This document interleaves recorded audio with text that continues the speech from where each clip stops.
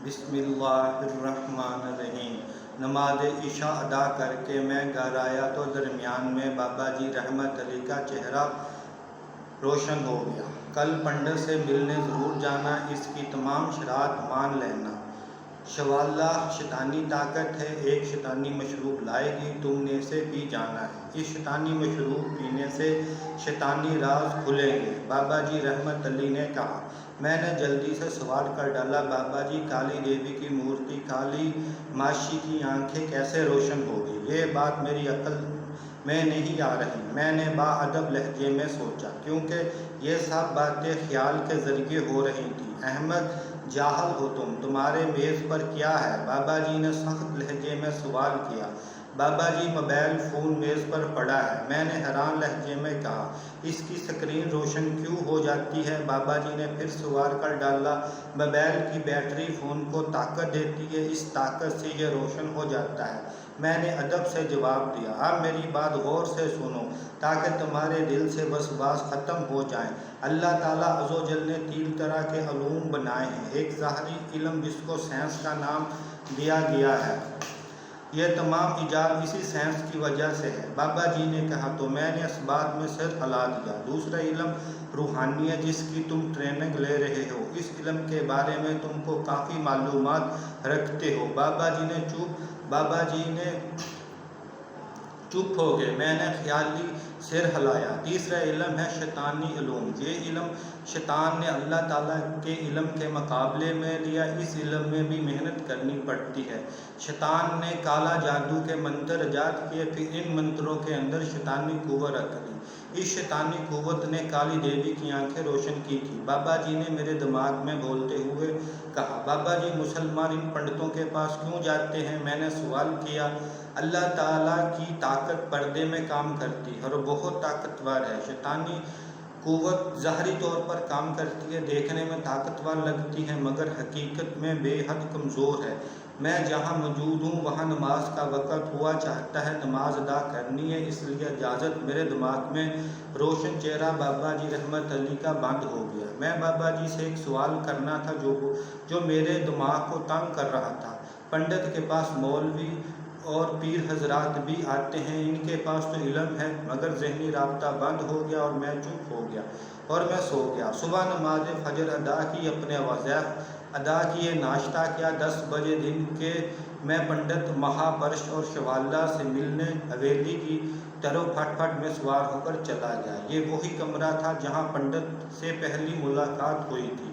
تخت پر 3 سونے کی بنی ہوئی کرسیاں رکھ دی گئی۔ چند منٹ بعد پنڈت اپنی سونے کی کرسی پر بیٹھ گیا، ساتھ والی کرسی پر میں بیٹھ گیا۔ پنڈت بڑے تکبر اور نبوت بھرے انداز میں تخت پر بیٹھا تھا اور بولا، مہاراج شبتا نے تمہاری درخواست قبول کر لی ہے۔ ان کی سب سے بڑی اور بے شمار طاقتیں رکھنے والی قوت شواللہ دیوی یہاں آ رہی ہے، اپنے ساتھ کرنگا پتر لے کر آ رہی ہے۔ اس کرنگا پتر پر ایک کام لکھا ہوگا، تم نے اسے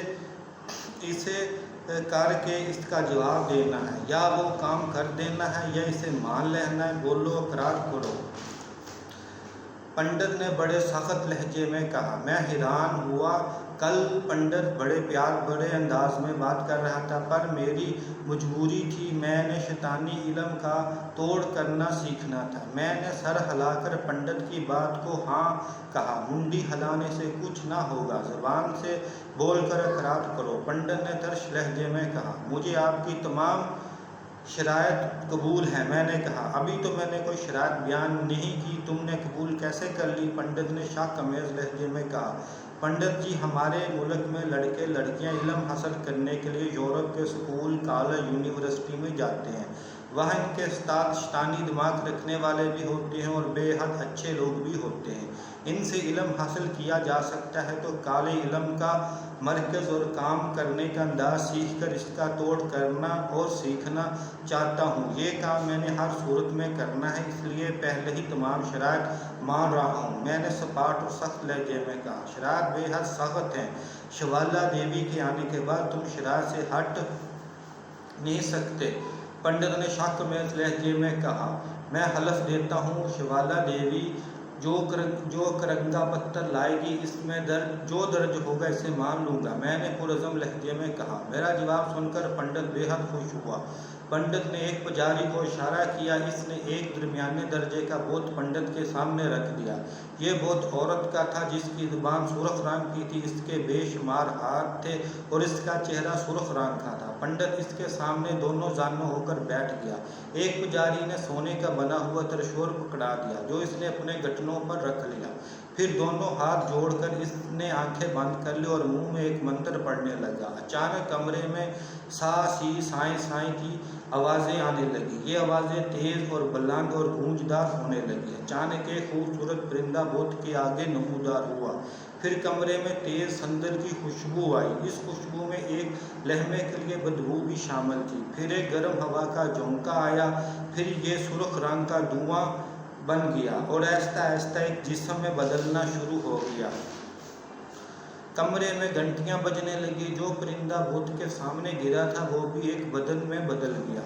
ये एक खूबसूरत लड़की का जिस्म था। मैंने सोने की कुर्सी की जानब देखा। वहाँ पर अब वो बदन मुजस्सम और हसीन लड़की की सूरत में कुर्सी पर बैठी थी जो बेहद मासूम चेहरे वाली शवाला देवी थी। इसके खद्दोखाल कदीम दौर के मिस्री शहजादियों जैसे थे। इसने सुर्ख रंग का और काले रंग का इम्तजाज बहुत ही उम्दा रेशम से बना हुआ अबाद माल अबादा पहन रखा था। ये शवाला देवी थी। पंडित ने शवाला को देखा तो बुलंद आवाज़ में, हरे राम, मैं आपका सेवक महापरश हूँ। और फिर पंडित देवी के सामने सिजदे में गिर गया और मुझे भी कहा कि देवी के सामने सिजदा करो।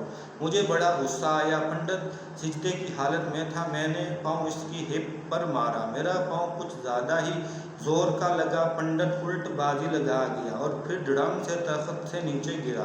पंडित को देखकर पुजारी भी सिजदे में गिर चुके थे। जब इनके कानों में पंडित की चीख की आवाज़ सुनी तो इन तमाम पुजारियों ने सिर उठाए तो पंडित तख्त के नीचे गिरकर तड़पने लगा। तड़पते देखकर भाग कर आए और इसे उठाकर सोने की कुर्सी पर बैठा दिया। महांदे, आपने हमको पैर मारा। पंडित ने मेरी तरफ देखकर अदब से कहा। मैं अपनी अहमियत समझ गया था। मैंने सोचा यहाँ झूठ बोलना चाहिए, पंडित का इम्तिहान भी हो जाएगा। पंडित, ये पैर शवाला देवी जी ने लंबी टांग करके मारा था। ये तुम्हारा इम्तिहान था, तुम सच्चे पंडित हो या झूठे, मैंने सख्त लहजे में कहा। पंडित माफ़ी मांगने लगा। मैंने शवाला की तरफ देखा जो बेहद कम सन और बेहद मासूम लग रही थी। शवाला की तरफ देखकर हैवानी कशिश न आती थी बल्कि एक बेहद मीठी रूहानी और रूमानी सरूर आता था। शवाला देवी जी की खिदमत में दंडवत बजा लाता हूँ। फिर एक हाथ उठाकर माथे पर रख दिया। मेरी इस आदत और अंदाज को देखकर शवाला देवी हंस पड़ी। बड़ी पुरवकार हंसी थी। कमरे में रोशनी तेज़ हो गई। शवाला हंसने से मेरे अंदर शवाला देवी को देखने की ख्वाहिश शदीद तर हो गई। शवाला देवी ने खड़े होकर अपने माथे पर हाथ रखकर मेरे सलाम का जवाब दिया। शवाला देवी के इस अंदाज से मेरे दिल में खुशी का एहसास होने लगा। मैंने जल्दी से अपने आप को कंट्रोल किया। मुझे कुछ समझ ना आ रही थी मैं देवी से क्या बात करूं। अचानक मेरे सामने बाबा जी रहमत अली की जलाली आंखें आ गई। मैं बेहद डर गया। डर से मेरा सारा रोमांस ख़त्म हो गया। मैं पहली हालत में आ गया। शवाला देवी, शैतान ने आपके जुम्मे एक काम लगाया था, इसको सुनाओ, मैंने सख्त लहजे में कहा। महाराज शब्तान ने इस सूरत में मुलाकात का वादा किया है कि इसके तमाम शरात माननी पड़ेगी। शवाला देवी ने तरन्नम से भरपूर लहजे में कहा। शरात बयान की जाए, मैंने बुलंद आवाज़ में कहा। फिर आपको मेरी आंखों में आंखें डालकर वचन देना होगा। जो शरात हैं मान लोगे और ये वचन मुकद्दस होगा। शवाला देवी ने लाड भरे लहजे में कहा। शवाला देवी जी, शरात बयान की जाए, सब मानी जाएंगी। एक बात मेरी समझ में नहीं आ रही थी कि जब से शवाला को देखा था ख्वाम खा बादशाह वाले लहजे में बोल रहा था। मुझे अपनी औकात अच्छी तरह याद थी।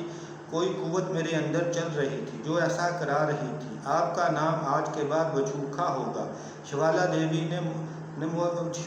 ने कहा। मोहतरमा, मुझे यह नाम हरगज़ पसंद नहीं। हमारी ज़ुबान में इसे बचूखा बिच्छू जहरीले कीड़े को कहते हैं। मैंने कहा। मेरी बात सुनकर शवाला के ہنس پڑی۔ پھر آپ کو کون سا نام پسند ہے؟ دیوی نے کہا میرا نام عثمان حیدر ہے، اس سے پکارو۔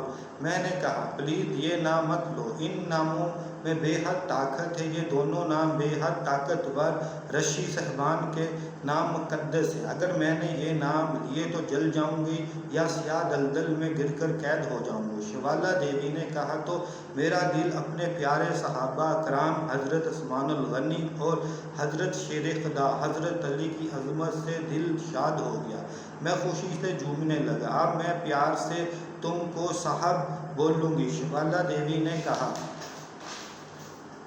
ٹھیک ہے، میں نے جواب دیا، اب شرائط بیان کرو۔ شیوالا دیوی نے پوچھا۔ میں نے سر ہلا کر اس بات میں جواب دیا 1 ماہ تک تم کو میرے محل میں میرے ساتھ رہنا ہوگا، جہاں دنیا کی ہر چیز جو دنیا میں ملتی ہے آپ کو مہیا کی جائے گی۔ شیوالا دیوی نے کہا یہ سن کر میرے دل میں ایک نامعلوم سی خوشی ہو رہی تھی۔ میرے ضمیر نے کہا شیوالا دیوی ایک شیطانی طاقت ہے۔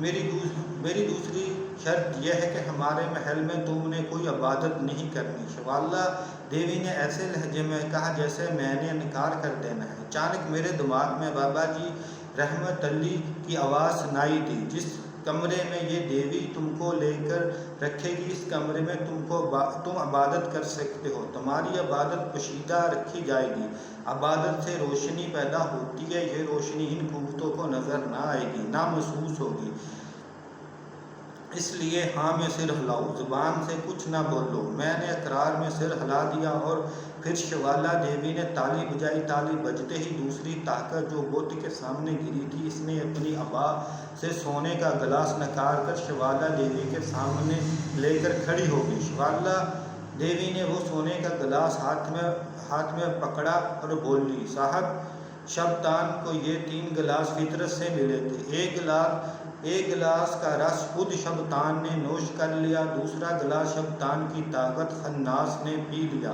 تیسرا گلاس صدیوں سے پڑا تھا، اس گلاس کو صاحب نے پینا ہے۔ شیوالا دیوی نے بڑی عقیدت سے گلاس میری جانب کیا، میں نے گلاس پکڑ لیا، اس کو نوش کرنے کے بعد مجھے کیا ملے گا؟ میں نے کہا عام حالت میں اگر کوئی شیطانی قوت کوئی حلال شے بھی دیتی تو میں نہ کھاتا نہ پیتا، اب یہ شیطانی مشروب پینا ہے جس کو خود شیطان نے پیا ہے۔ صاحب پی جاؤ، پھر میں شبتان کا اصل کرنگا پتر دوں گی۔ شیوالا نے پرجوش لہجے میں کہا صاحب اس کو پینے سے میں شیوالا دیوی آپ کی کنیز بن کر غلامی کروں گی۔ شیوالا دیوی نے بے چین سے لہجے میں کہا میں نے سونے کا گلاس اس سے ڈھکن ہٹایا، اس کو دیکھا، وہ سرخ رنگ کا مشروب تھا، اس سے بہت کھٹی میٹھی خوشبو آ رہی تھی، دماغ سمجھ نہیں سکتا تھا کہ یہ خوشبو ہے یا بدبو۔ اس کا نام کیا ہے؟ شیوالا دیوی صاحبہ میں نے کہا اس کا نام ازل سے امرت کپولا رس ہے۔ کشاپش شیوالا نے وجد امیز لہجے میں کہا دیوی جی اس مشروب امرت کپولا رس کو میرے پینے میں تم کو بہت دلچسپی ہے، اس کی وجہ کیا ہے؟ میں نے سوال کیا۔ صاحب میں ایک نسوانی قوت ہوں، 1000 سال پہلے فطرت نے پیدا کیا، شبتان نے مجھے قابو کر لیا اور پھر مجھے ایک محل میں بند کر دیا اور کہا جو امرت کپولا رس کو نوش کرے گا وہ تمہارا آقا ہوگا، وہ تمہاری روح کو اور تمہارے بدن کو سکون عطا کرے گا۔ میرے اندر عام لڑکیوں والے جذبات ہیں، میری خواہش ہے کہ تم یہ رس پی لو اور میرے آقا بن جاؤ۔ شیوالا دیوی نے کہا میرے اندر پھر خوشی چھلانگیں مارنے لگی، مگر بابا جی کی گھورتی آنکھیں مجھے اپنی اوقات میں رکھ رہی تھی۔ اچانک میرے دماغ میں بابا جی رحمت علی کی آواز سنائی دی مشروب شیطانی پی جاؤ، مشروب نوش کرنے کے بعد تمہاری حکومت شیطانی قوتوں پر ہوگی، اس سے تمہارے علم میں اضافہ ہوگا۔ بابا جی نے سوچ کی لہروں کے ذریعے حکم دیا ٹھیک ہے پیاری دیوی شیوالا صاحبہ تمہارے لیے میں یہ شیطانی رس امرت کپولا پی جاتا ہوں۔